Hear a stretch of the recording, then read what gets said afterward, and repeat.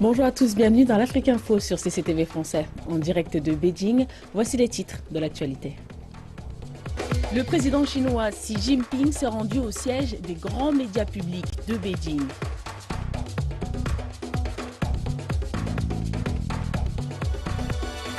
Le chef de l'opposition sud-soudanaise juge trop court le délai imparti par le président pour former un gouvernement de transition.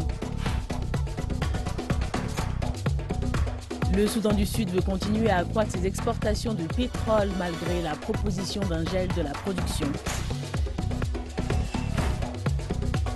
L'économie sud-africaine est au plus mal depuis la crise financière internationale de 2008.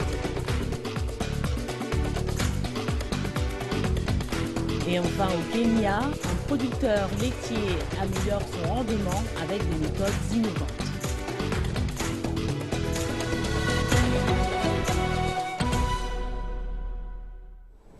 Et à la une de l'actualité, le président Xi Jinping a rendu visite à 3 sièges de médias nationaux à Beijing, CCTV, Le Quotidien du Peuple et l'agence de presse Xinhua. Au Quotidien du Peuple, le président chinois a présenté ses vœux au public à travers un message audio dans une publication de la plateforme des nouveaux médias. À l'agence de presse Xinhua, le président Xi a eu une discussion avec un journaliste qui enquête sur les performances de représentants locaux du parti dans un village provincial. Le président Xi a appelé les journalistes à continuer de creuser et à trouver des informations de première main sur des sujets comme celui-ci, car c'est dans l'intérêt du public et du parti. Le président Xi nous a également rendu visite ici, à la télévision centrale de Chine, et a participé à une vidéoconférence avec CCTV America à Washington. Il a félicité la chaîne dans ses efforts pour proposer 5 heures de contenu original par jour. Et direction le Sénégal maintenant, où les réactions se font entendre depuis que le Conseil constitutionnel du pays n'a pas autorisé le président Macky Sall à réduire son mandat en cours de 7 à 5 ans. Le Conseil constitutionnel du pays n'a pas autorisé le président à réduire son mandat en cours. Sall a annoncé qu'il exercera la présidence de la République pendant 7 ans, c'est-à-dire jusqu'en 2019. Toutefois, dans un communiqué à la télévision d'État, il a annoncé qu'un référendum sur le projet de constitution et autres changements constitutionnels sera organisé en mars. La décision de Sall a provoqué des réactions mitigées à Dakar. Se fondant sur l'histoire constitutionnelle de notre pays et l'expérience d'autres États partageant la même tradition juridique, le Conseil constitutionnel considère que le mandat en cours au moment de l'entrée en vigueur de la loi de révision, dont la durée préalablement fixée dans le temps est par essence intangible. Je pense que Macky Sall devrait respecter sa décision, vu qu'il avait fait une promesse. De ma part, je suis un peu déçu. Parce qu'il devrait plutôt respecter sa décision au lieu de se fier à la Conseil. Il n'a pas besoin d'aller en référendum. Une promesse, c'est une dette qu'on doit payer. Il nous avait promis 5 ans, donc hors question de changer cette décision. Nous, jeunesse, nous sommes contre cette décision. Le dirigeant de l'opposition sud-soudanaise, Riek Machar, estime que le délai de 7 jours qui lui a été imparti par le président Salva Kiir pour former un gouvernement de transition est trop court. Le porte-parole de Riek Machar a décidé qu'il retournerait à Djouba le 25 février au plus tôt. Quelques heures avant que le président Kiir ne présente son gouvernement de transition, l'opposition s'est exprimée quant au délai de 7 jours donné à Machar pour revenir à Djouba. La communauté internationale qui garantit l'accord sait bien que le délai de séjour donné par le président Kiir n'est pas raisonnable. Il est tout simplement impossible de redéployer quelques 2000 soldats en l'espace d'une semaine. Plus tôt cette semaine, Riek Machar a bien établi que son retour à Djouba dépendait de la démilitarisation de la capitale. Bien que l'opposition semble se méfier des décisions gouvernementales, elle semble satisfaite des progrès accomplis jusqu'à présent. La procédure suit son cours et le gouvernement déplace ses troupes hors de Djouba. Nous avons reçu aujourd'hui un message du ministère de la Défense qui précisait que l'armée avait été déplacée à quelques kilomètres de Djouba. Cela nous convient parfaitement. Nous recevons également de l'aide de la part de la communauté internationale, de Troïka, du Royaume-Uni concernant le déplacement de nos troupes vers Djouba. Selon plusieurs sources, le secrétaire général de l'ONU, Ban Ki-moon, souhaite que Riek Machar regagne Djouba le 25 février. Cette étape finale est décisive selon les négociateurs de paix de l'autorité intergouvernementale pour le développement. Nombreux sont ceux qui estiment que le Soudan du Sud ne peut plus supporter une minute supplémentaire de guerre. La paix tant attendue dépendra du bon déroulement des événements dans les semaines qui viennent. Et en marge, l'économie du Soudan du Sud connaît d'énormes difficultés en raison de la baisse marquée du prix du seul produit d'exportation du pays, le pétrole. La chute des cours à l'échelle mondiale a causé une perte des revenus et une rareté des devises fortes, en plus de créer un haut niveau d'inflation. Pendant que d'autres pays producteurs proposent un gel de la production, le Soudan du Sud dit vouloir continuer au même rythme pour maximiser ses revenus. Le Soudan du Sud, un pays qui a accédé à l'indépendance en 2011, dépend des revenus pétroliers pour financer jusqu'à 98% de son budget. Avec la baisse mondiale des prix du pétrole, l'économie a été durement touchée. Le niveau d'inflation au Soudan du Sud a atteint un niveau de 600% après la décision du gouvernement de dévaluer la monnaie nationale en décembre l'année dernière. Conséquence, les prix des produits alimentaires de base et de première nécessité sont montés en flèche au-delà de la portée de plusieurs citoyens.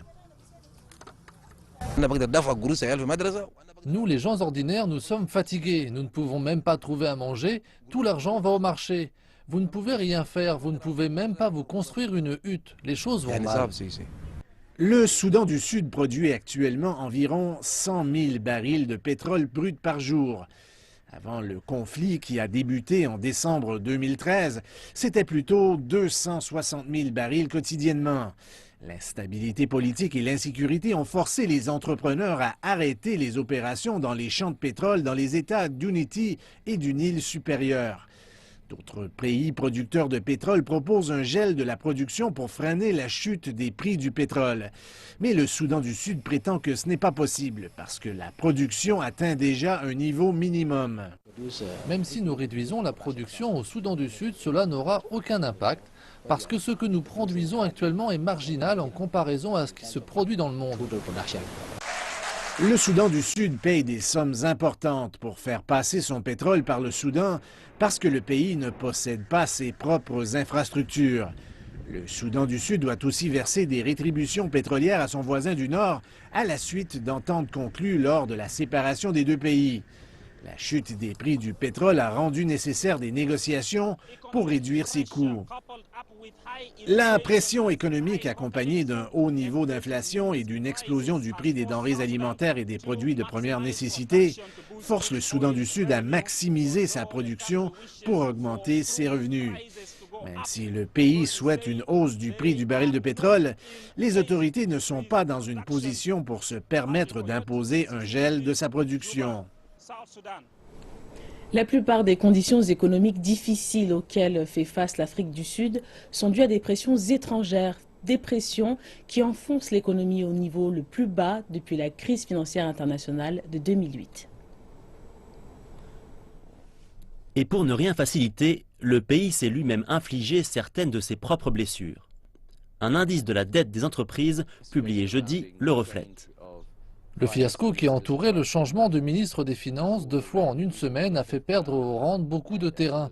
En conséquence, les taux d'intérêt ont dû augmenter plus que d'habitude et cela va encore plus déprimer l'activité économique. Nous sommes au niveau de 2010 et ça, c'est le problème. Nous avons 6 de nos indices, des indices sectoriels qui sont sous le niveau. Nous en avons certains qui se maintiennent, mais la réalité, c'est que nous assistons à un déclin continu. Mais la situation n'est pas si morose si vous êtes une grande entreprise. Il y a des signes qui suggèrent que l'économie devrait s'effondrer complètement. Et notre indice d'endettement des entreprises suggère que même si les entreprises n'investissent pas à un rythme important, elles accumulent de l'argent afin de se préparer à un environnement de faible croissance. La situation de stress liée à l'endettement arrive surtout aux petites et moyennes entreprises. Elles n'ont pas la capacité de soulager le bilan comptable comme peut le faire une grande entreprise. Disons qu'elles ne sont pas aussi solides.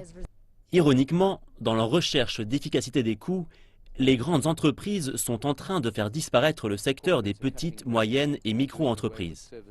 Les entreprises font des économies, se débarrassant des services que beaucoup de petites et moyennes entreprises fournissent.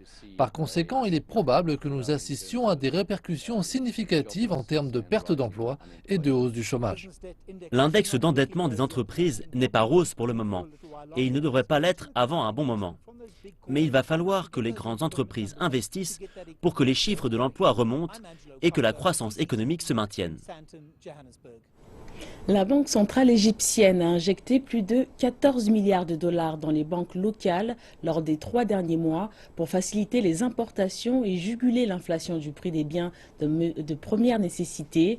L'Égypte fait face à un manque de dollars qui ralentit les importations et handicape l'activité industrielle depuis les troubles de 2011 qui ont également fait peur aux investisseurs étrangers et aux touristes. On l'appelle la devise forte. Elle se fait rare depuis quelques années. Et maintenant, c'est encore plus compliqué d'en trouver. Le dollar américain a atteint de nouveaux sommets et se négocie maintenant à 9 livres égyptiennes sur le marché noir. C'est un bond de 10% en une seule journée. Et les investisseurs sont inquiets. Un des problèmes principaux auxquels font face les investisseurs est le manque de devises étrangères. Mais c'est provisoire, cela ne durera pas longtemps. Je crois que les mesures adoptées par le gouvernement au cours des dernières semaines seront efficaces. Le gouvernement a récemment appliqué diverses mesures, comme des restrictions sur les importations, des droits de douane plus élevés pour conserver les dollars. La Banque centrale a aussi injecté des devises étrangères dans le système bancaire pour faciliter les importations de biens essentiels. Ces mesures ont été efficaces, mais l'écrasement d'un avion russe l'année dernière a résolument réduit les revenus de devises. Cela a incité le gouvernement à injecter 14 milliards de dollars dans le marché pour atténuer la pression sur la livre égyptienne et rétablir la confiance des investisseurs. Une fois que vous réussissez à conserver la confiance des investisseurs déjà sur place, cela va envoyer un message très fort à l'étranger pour les investisseurs qui pourraient venir ici. Cette situation perdure depuis près de 5 ans. Le gouvernement travaille d'arrache-pied pour augmenter la quantité de dollars sur le marché, mais il semble que la crise des devises devrait se poursuivre pendant un certain temps. Au Zimbabwe, la Banque centrale a été encouragée dans ses efforts de mettre un terme à la fuite de capitaux hors du pays via toute une palette de moyens illicites. Dans sa déclaration de politique monétaire au début du mois, le gouverneur de la Banque centrale, John Magudia, a annoncé tout un arsenal de mesures qui limiteront les mouvements de fonds offshore. À travers le non-paiement de gains à l'exportation, des investissements étrangers non approuvés, l'évasion fiscale et la contrebande, on estime que des individus et des compagnies ont siphonné illégalement plus de 1,8 milliard de dollars hors du pays en 2015. Ces fuites ont causé une hémorragie de la fragile économie et baissé les réserves de devises étrangères à l'équivalent de moins d'un mois d'exportation à partir du mois de décembre dernier. La Banque centrale a à présent institué des contrôles plus stricts. Une approbation est requise pour tous les retraits supérieurs à 10 000 dollars. Les paiements offshore des compagnies requerront une approbation et ne pourront dépasser 3% du revenu. Toutes les transactions douteuses devront être rapportées. Et les banques devront observer des règles plus strictes d'identification des clients. De moindres sorties d'argent renforceront les liquidités et donneront au gouvernement davantage d'espace fiscal et l'aideront dans ses efforts de régler les obligations de sa dette cette année. Ce sont de bonnes mesures, mais elles doivent être mises en œuvre pour qu'elles aient de la valeur. Parce que si nous n'avons pas de mécanisme sérieux de mise en œuvre, alors nous aurons des problèmes. Non seulement pour pénaliser les institutions financières, mais il doit aussi y avoir une mise en œuvre de la part des autres branches du gouvernement pour maîtriser les compagnies qui font cela. Mais d'autres observateurs disent que les contrôles d'échange pourraient aller à l'encontre de la formation du capital. Donc si je veux retirer 10 000 $, cela doit être approuvé. Donc ce que je fais, c'est que je ne mets pas l'argent à la banque, parce que je ne veux pas que la banque de réserve se mêle de mes affaires. Les gens d'affaires sont inventifs, particulièrement lorsqu'il s'agit d'argent. Donc ils trouveront toujours des moyens de s'assurer de mettre leur argent à l'étranger. Cet analyste ajoute que la Banque centrale pourrait puiser dans la diaspora, estimée à environ 3 millions de personnes, afin d'introduire la permutation des actifs comme solution alternative. Une solution qui a été adoptée en Afrique du Sud est la permutation des actifs, où les gens qui veulent mettre de l'argent offshore obtiennent une autorisation fiscale. Vous vous assurez donc qu'ils paient leurs impôts, puis permutent leurs actifs avec des gens qui ont de l'argent à l'extérieur. Donc si quelqu'un veut apporter de l'argent dans le pays et que je veux sortir mon argent, nous nous associons et dès lors, l'argent reste dans le pays et nous limitons le flux. En dernière instance, les analystes d'ici disent que le Zimbabwe doit continuer sur sa voie pour améliorer le climat des investissements et le profil de risque du pays, ce qui encouragera les gens qui ont fait de l'argent à le garder ici et à en apporter plus. L'UNICEF a organisé une réunion à Johannesburg sur la menace exercée par le phénomène El Niño sur les enfants du sud et de l'est de l'Afrique. L'UNICEF annonce que plus de 24 millions d'enfants font face à une insécurité alimentaire dans la région, avec une forte augmentation de la malnutrition. L'UNICEF a publié son dernier rapport sur l'impact d'El Niño sur les enfants de la région. Des chiffres terribles qui montrent que près d'1 million d'enfants ont besoin de traitement ou souffrent de grave malnutrition dans le sud et l'est de l'Afrique. Beaucoup ont faim, manquent d'eau et souffrent de maladies. L'UNICEF a reçu des fonds pour faire face à la crise, mais ce n'est encore pas assez.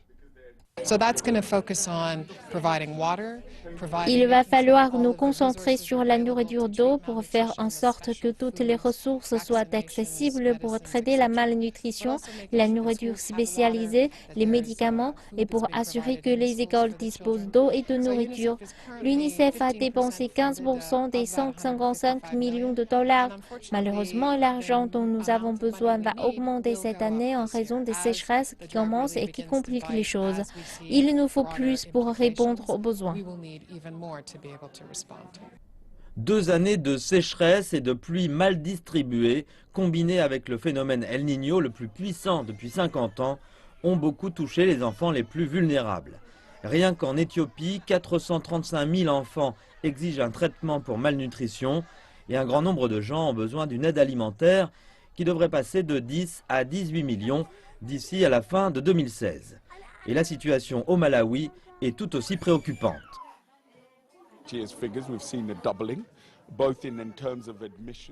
Si on regarde les chiffres de l'an dernier, ils ont doublé en termes d'admission à l'aide avec un peu plus de 4 500 enfants, ce qui représente le double des chiffres de l'an dernier. La situation n'est pas bonne et nous essayons de mobiliser les communautés et les gouvernements pour garantir que les mères et les pères puissent assurer le traitement de leurs enfants. La situation devrait encore empirer avant que les choses ne s'améliorent. Les familles font face à des défis en raison de la sécheresse, de la hausse des prix de la nourriture et de nombreux foyers vulnérables ne mangent pas à leur faim tous les jours. Le Kenya est le deuxième plus grand producteur et consommateur de lait en Afrique subsaharienne. Ce secteur connaît une croissance rapide et contribue pour près de 4% du PIB du pays. La production de lait a doublé au cours de la dernière décennie. Cependant, il y a très peu d'amélioration dans les méthodes agricoles au cours des 25 dernières années. Certains agriculteurs cherchent de nouveaux moyens pour améliorer leur rendement. Les Kenyans adorent leur lait.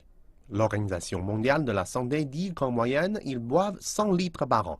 Mais comme la plupart de l'industrie agroalimentaire du Kenya, le secteur laitier est encore largement sous-développé et cela résulte en une faible production de lait, à des maladies et à un forage de mauvaise qualité. Au niveau macro, l'industrie du lait contribue pour 14% du PIB agricole. Peter Matenge possède une exploitation dans la région de la vallée du Rift où presque 60% du lait du Kenya est produit.